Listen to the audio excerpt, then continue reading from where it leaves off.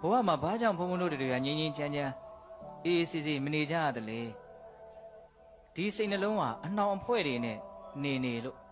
ဟုတ်လားအလိုဆန္ဒတွေမကျေနပ်မှုတွေ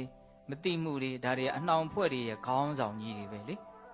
တခုကိုဘုံဘုံတို့လိုချင်နေတဲ့တောင်းတနေတဲ့ဆိုရင်စိတ်ကမလွတ်လပ်တော့ဘူးလောဘနှောင်ဖွဲ့ထားတယ်လိုချင်မှုကြီးရင်ကြီးတော့ဒီစိတ်ကလှုပ်ကိုလှုပ်မရဘူးဟုတ်လားဟာမကျေနပ်မှုကြီးရင်ရောအနှောင်ဖွဲ့ပဲနော်ခဏခဏတတိယတယ်မုန်းတဲ့လူတွေကိုဟုတ်လား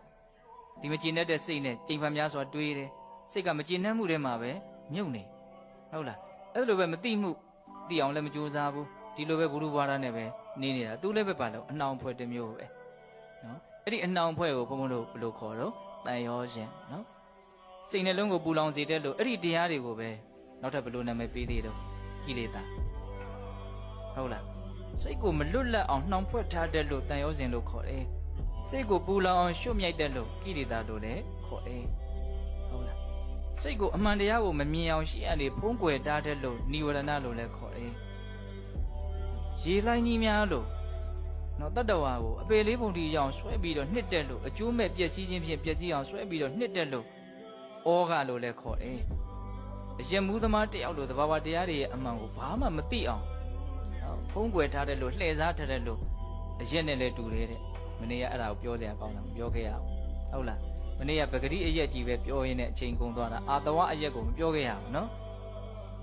တကယ်တမ်းကဒီကိလေသာတရားတွေကိုလည်းမြတ်စွာဘုရားအာတဝဆိုတဲ့နာမည်နဲ့မဟုတ်ဘူးလားလောဘရဲ့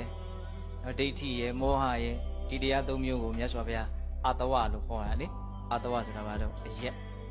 ရက်မူသမားမှအမှန်မသိတာမဟုတ်ဘူးသူကတော့အာတဝနှစ်ထပ်ကွန်းလို့ပြောနိုင်တယ်ဗောနော်ပင်ကိုအာတဝရှိနေတယ်လို့ပဂတိအရက်ကလည်းထပ်တောက်ထားတယ်ဆိုတော့သူ့ဥစားက